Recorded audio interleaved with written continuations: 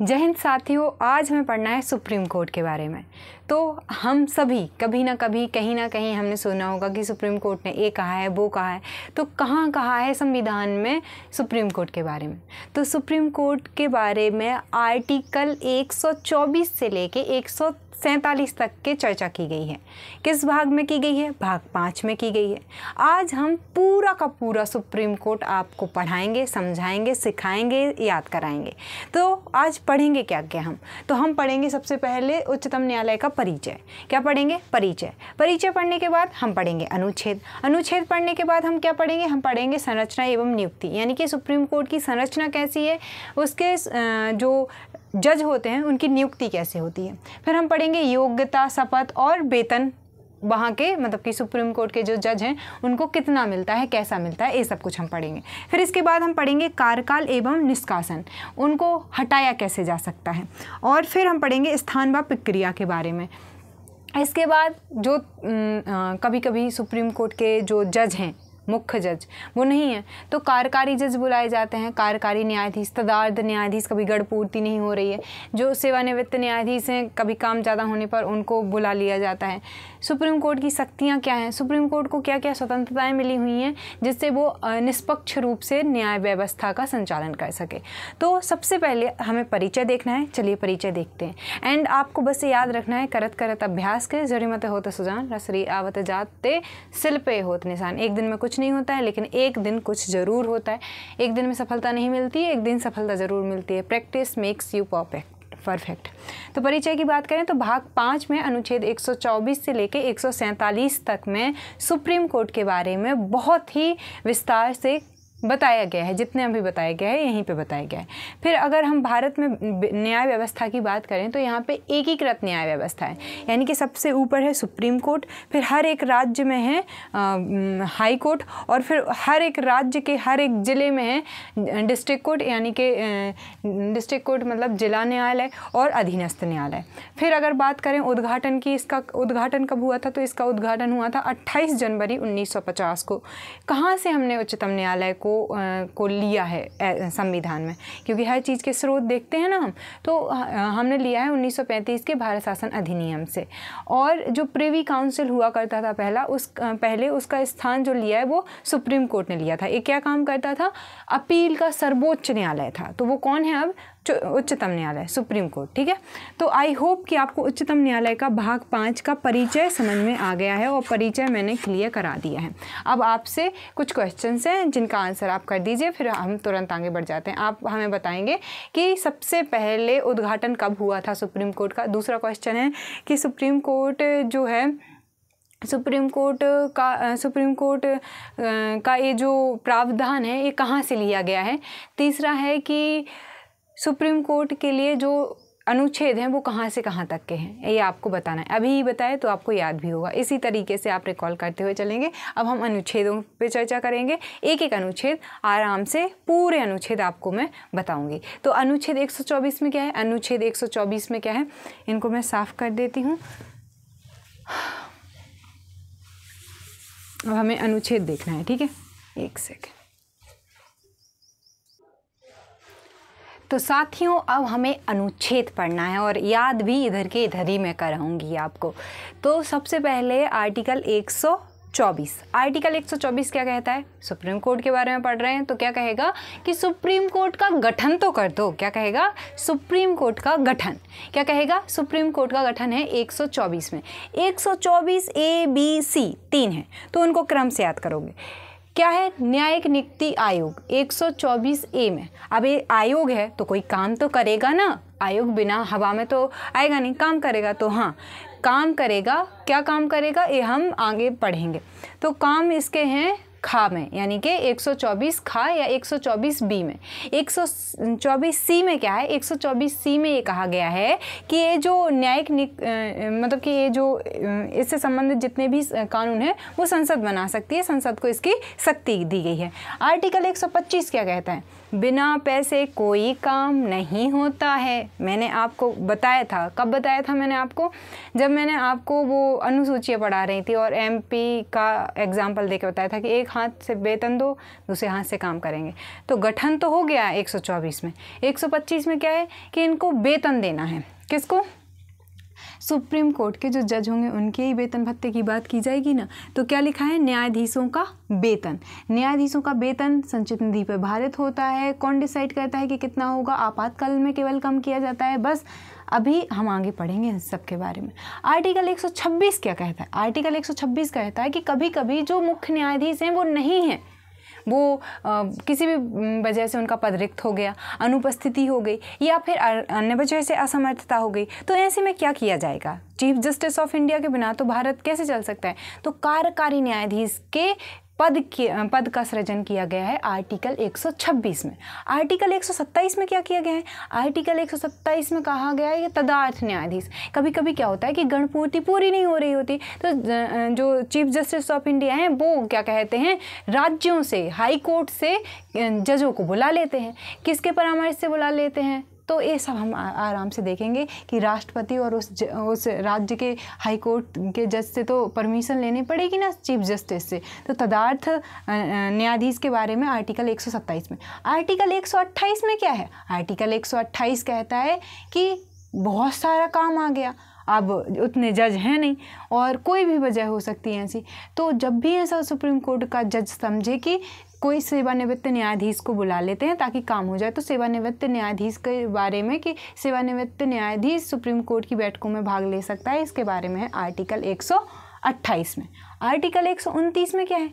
Article 129 में कहा गया है कि जो भी ये लिखा जा रहा है वो एक तरह से अभिलेख न्यायालय का काम करेगा, जितने भी इसके मामले केस हैं, और उनको मतलब कि अवमानना वगैरह के बारे में भी है थोड़ा सा। फिर इसके लिए संसद ने कानून बनाया है, तो हम पढ़ेंगे आगे। आर्टिकल 130 में है सुप्रीम कोर्ट का स्थान। क्या है? सुप्रीम कोर्ट का स्थान। तो आप 24 से लेके 124 से 130 तक आप पहुंच चुके हैं। अब 124 से 130 तक को रिवाइज करिए। क्या कहा गया है? 124 में सुप्रीम कोर्ट का गठन। क्या कहा गया है? 124 में सुप्रीम कोर्ट का गठन। 124 का में क्या कहा गया है? राष्ट्रीय न्यायिक नियुक्ति आयोग, ठीक है, NJAS। अब 124V में क्या कहा गया है? राष्ट्रीय न्यायिक नियुक्ति आयोग के कार्य। फिर 124 गा में क्या कहा गया है? संसद के कानून बनाने की शक्ति। आर्टिकल 125 में क्या कहा गया है? न्यायाधीशों का वेतन। 126 में क्या कहा गया है? कार्यकारी मुख्य न्यायाधीश, ठीक है। आर्टिकल 127 में क्या कहा गया है? तदर्थ न्यायाधीश। आर्टिकल 127 में तदर्थ न्यायाधीश, 128 में सेवानिवृत्त न्यायाधीश, 129 में अभिलेख न्यायालय और 130 में स्थान कि सुप्रीम कोर्ट का स्थान क्या होगा। तो दिल्ली डिसाइड किया गया है संविधान में, लेकिन चीफ जस्टिस ऑफ इंडिया किसी को कहीं भी ऐसा चुन सकते हैं कि वहाँ पे बना सकते हैं, लेकिन ये एक वैकल्पिक व्यवस्था है, ना कि अनिवार्य है ऐसा करना। तो अभी तो दिल्ली ही चल रहा है ना। अब हम क्या बात कर रहे थे? हम बात कर रहे थे 131 की। तो 131 में क्या है? तो सुप्रीम कोर्ट की मूल अधिकारिता है, यानी ऐसे कुछ विषय हैं जिन पे सुप्रीम कोर्ट के अलावा और कोई भी हाई कोर्ट उनका मतलब कि विवाद को सुलझा ही नहीं सकता, उन मामलों को देख ही नहीं सकता। तो ये कहलाती है मूल अधिकारिता, ठीक है। कुछ होते हैं कि आप कर लो, जैसे फंडामेंटल राइट्स है तो उसके लिए आप हाई कोर्ट भी जा सकते हो, सुप्रीम कोर्ट भी जा सकते हो, लेकिन जब दो राज्य टकराते हैं तब आप केवल सुप्रीम कोर्ट जा सकते हैं। वो किस प्रकृति के होने चाहिए, क्या नहीं इसमें रखा गया है, सब कुछ देखेंगे, थोड़ा धैर्य रखें। आर्टिकल 132 क्या कहता है? आर्टिकल 132 कहता है हाई कोर्ट से अपील की गुजारिश करना सुप्रीम कोर्ट से। सुप्रीम कोर्ट में जाके आप हाई कोर्ट के खिलाफ जा सकते हैं, ठीक है। तो क्या है कि हाई कोर्ट से सुप्रीम कोर्ट में अपील किया जाना। अब अपील दो तरह की होती हैं। एक अपील सिविल मामलों में है, जुर्माना वगैरह हो गया, आपने कुछ चुकाया नहीं, ऐसा कुछ हो गया, तो दीवानी मामले कहलाते हैं। तो दीवानी मामलों की अपील के बारे में है 133 में, और 134 में है आपराधिक मामलों के मामले में अपील करना सुप्रीम कोर्ट से, हाई कोर्ट से आगे बढ़ के। अब फिर आ जाते हैं आप कहाँ पे? फिर आ जाते हैं आप, एक सेकेंड, 135 में है संघीय न्यायालय की अधिकारिता। संघीय न्यायालय क्या होता है? संघ की तरह काम करेगा, ठीक है। अब 136 में क्या है, अपील के लिए सुप्रीम कोर्ट की विशेष अनुमति, अपील के लिए जो अनुमति की ज़रूरत होती है उसके बारे में। और आर्टिकल 37 में आदेश या निर्णय के लिए सुप्रीम कोर्ट की अनुमति, अपील के लिए अनुमति लेनी पड़ती है, आदेश या निर्णय के लिए भी लेनी पड़ती है। आर्टिकल 138 में क्या है, सुप्रीम कोर्ट की अधिकारिता में हमने क्या कर दी है, वृद्धि कर दी है। आर्टिकल 139 में नेट निकालने की सुप्रीम कोर्ट की शक्ति, और किस पे निकाल सकती है, फंडामेंटल राइट्स पे निकाल सकती है। ये ज़्यादातर हमने देखा है रिट वाली वीडियो में, तो आप मौलिक अधिकारों को जाके एक बार चेकआउट कर लेना। 140 में है सुप्रीम कोर्ट की अनुषंगिक शक्तियाँ। अब ये क्या होती हैं ये हम देखेंगे। 141 में है सुप्रीम कोर्ट की विधियाँ, जो भी सुप्रीम कोर्ट द्वारा विधियाँ बनाई जाएंगी उनका सभी न्यायालयों में, ओ सॉरी अबाध्यकर होगा, मैं चौंक गई बिल्कुल।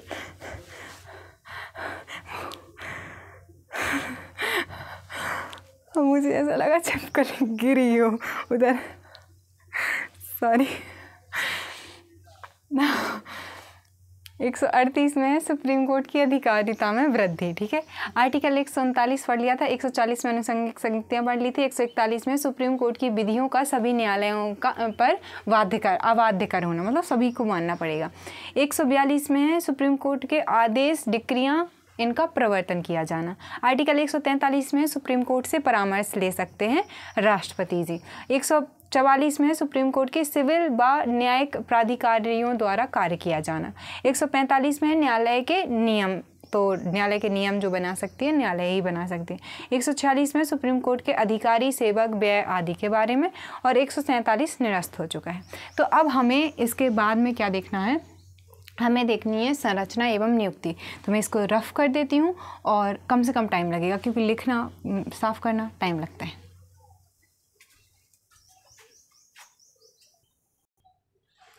तो साथियों अब हमें संरचना और नियुक्ति पढ़नी है।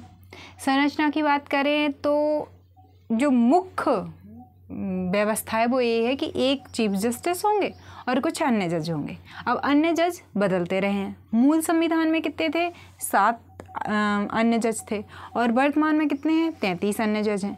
अब इनकी नियुक्ति के बारे में सवाल आता है जो महत्वपूर्ण है। वैसे तो इनकी नियुक्ति राष्ट्रपति करते हैं, लेकिन वैसे हम देखते हैं कि मंत्रियों की नियुक्ति हमने देखा था विभाग 5 में, तो उनकी नियुक्ति के लिए परामर्श या जो भी सलाह देते थे वो प्रधानमंत्री देते थे, मंत्रिपरिषद देती थी। यहाँ पे ऐसा नहीं है। मोस्ट इम्पॉर्टेंट चीज़ है यही कि कार्यपालिका चाहती है कि न्यायपालिका पे दबाव बना, लेकिन ये दबाव को तहस नहस कर देती है और अपनी निष्पक्षता, अपनी स्वतंत्रता के साथ निर्णय देने के लिए प्रतिबद्ध है हमारी न्यायपालिका। तो फिर न्यायपालिका में नियुक्ति कौन करता है, कैसे होती है, बड़ी इंटरेस्टिंग चीज़ है जिसको हम समझेंगे। लेकिन नियुक्ति कौन करता है, राष्ट्रपति करते हैं। कैसे करते हैं, तो अन्य जजेस के परामर्श पे करते हैं। तो अब वरिष्ठ जो मतलब कि एक मुख्य जज हैं, इन मुख्य जज की यानी कि जो चीफ जस्टिस ऑफ इंडिया कहते हैं, चीफ जस्टिस ऑफ इंडिया की नियुक्ति तो होती है वरिष्ठता के आधार पर। इसका 2 बार 1977 1973 में उल्लंघन हुआ है, इंदिरा गांधी सरकार के टाइम पे शायद, तो तब हुआ। बट 1993 से कहा गया कि वरिष्ठता के आधार पे ही किया जाएगा और कोई टांग नहीं अड़ाएगा, क्योंकि कार्यपालिका की वजह से मतलब कि वरिष्ठता का जो प्रक्रिया थी ये बीच में अवरुद्ध हो गई थी।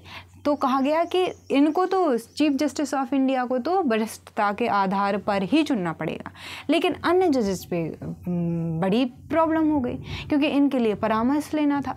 अब परामर्श मतलब हम आपसे पूछने आए कि हम नेक्स्ट वीडियो बना रहे हैं हाई कोर्ट के बारे में, आप परामर्श देंगे तो आप कहेंगे हाँ ठीक है बना दीजिए, या आप कहेंगे नहीं पहले आप कैग को पढ़ाओ, फिर हमने आपसे परामर्श लिया ना, लेकिन आपने परामर्श आपने जो दिया आपने कह दिया हम मानेंगे क्या, हमारी इच्छा हम माने हम नहीं माने। तो इसके लिए 4 जजेस केस हुए हैं। कितने जजेस केस हुए हैं, 4 जजेस केस हुए हैं। एक एक को हम समझेंगे, उनमें क्या मतलब कि निष्कर्ष निकला इसको भी हम देखेंगे। तो जो पहला था वो था परामर्श संबंधी विवाद जो हुए, उनमें 4 जजेस केस, फर्स्ट जजेस केस हुआ था 1921 में, और इसमें परामर्श का अर्थ सहमति नहीं था, ये था कि हाँ परामर्श ले लेना। लेकिन 13 साल ही बाद, लगभग 12-13 साल बाद 1993 में दूसरा न्यायाधीश केस आया सामने, जिसमें कहा गया कि सहमति बाध्यकारी है, यानी जो इन्होंने सहमति दी है उसी के आधार पे आपको चयनित करना पड़ेगा, और यहाँ पे 2 जजेस का मतलब कि सहमति आवश्यक है। फिर तीसरा जजेस केस हुआ, उसमें कहा गया बहुसंख्यक जज प्रक्रिया को अपनाना पड़ेगा, यानी कि 4 जजेस की सहमति आवश्यक है। फिर जो 2015 है, तो बड़ी हंसी सी आती है कि बताओ, न्यायाधीशों की नियुक्ति के लिए एक आयोग बनाया गया था, जिसमें कहा गया कि मतलब कि उसमें प्रधानमंत्री होंगे, लोकसभा के विपक्ष के अध्यक्ष होंगे और शायद राष्ट्रपति होंगे, ऐसा करके बनाया गया। तुमने तो उसकी निष्पक्षता को, यहाँ सरकार राज्य के ही खिलाफ तो जाते हैं ज़्यादातर लोग सुप्रीम कोर्ट में, है ना। अब आप ही उधर घुस के अपने ही लोगों को तो चुनोगे फिर, तो ये तो असंवैधानिकता तो यही सुप्रीम कोर्ट ने कहते हुए इसको रद्द कर दिया, असंवैधानिक घोषित कर दिया इस प्रावधान को। तो ये बहुत अच्छा काम किया था सुप्रीम कोर्ट ने, मुझे तो बहुत अच्छा लगा था। मैं तब पढ़ती होंगी 9th में 10th में रही होंगी शायद। अब योग्यता, शपथ और वेतन भत्ते के बारे में बात कर लेते हैं। योग्यता की बात करें तो वो व्यक्ति जो नागरिक बनना चाहता है, क्या करना चाहता है, जज बनना चाहता है, उसको भारतीय नागरिक होना पड़ेगा। अब जब आप भारतीय नागरिक हो तो आप भी हैं भारतीय नागरिक, लेकिन अर्हताएं हैं कुछ। आपको हाई कोर्ट में या तो 5 साल आप जज रहे हो, या आप 10 साल तक आपको न्यायिक अनुभव हो, यानी आप वकालत सब कुछ किया हुआ हो, और जो प्रेसिडेंट हैं उनकी नज़र में आप एक अच्छे न्यायविद हों। शपथ की बात करें तो कौन दिलाता है, प्रेसिडेंट यानी राष्ट्रपति दिलाते हैं, और संविधान की पालन करेंगे, ये करेंगे वो करेंगे, ऐसा कहते हैं वो। वेतन की बात करें तो भारत की संचित निधि पर भारित है, इसको केवल आपातकाल में कम किया जा सकता है, वित्तीय आपातकाल में, बाकी ऐसा नहीं किया जा सकता। अब नेक्स्ट वीडियो में हम जो बचे हुए टॉपिक हैं इसके, कार्यकाल, निष्कासन, स्वतंत्रता, सुप्रीम कोर्ट की शक्तियाँ, सुप्रीम कोर्ट के जो स्थान और प्रक्रिया, इन सब के बारे में हम नेक्स्ट वीडियो में बात करेंगे। आपको कैसा लगा ये सुप्रीम कोर्ट का वीडियो ज़रूर बताइएगा कमेंट्स में। मुझे पता चलता है आपके हर एक कमेंट को मैं बहुत ध्यान से पढ़ती हूँ और समझती हूँ कि आपको कितना क्या कैसे समझ में आ रहा है, कैसा और इम्प्रूव किया जा सकता है। आपके फीडबैक बहुत लाभकारी होते हैं मेरे लिए। सो धन्यवाद एंड जय हिंद। मिलते हैं नेक्स्ट वीडियो में।